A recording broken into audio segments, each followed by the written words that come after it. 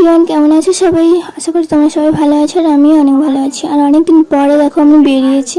আমি আর sorry guys, আমি আর বোনরা, আমাদের সঙ্গে একটা ভাই ছিল আর একটা বোন ছিল।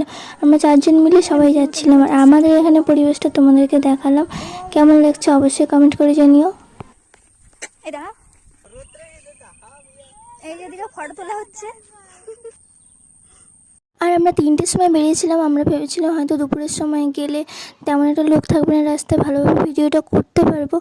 কিন্তু আমরা যখন গেছিলাম যেতে যেতে 4টে সাড়ে 4টে বেজে গেছিলো। আর আমার তো ভীষণ লজ্জা লাগে রাস্তায় লোক থাকলে ভিডিও করতে। এখানে ভাই প্র্যাকটিস করছিল ডান্স করবে বলে, ডান্স ভিডিও।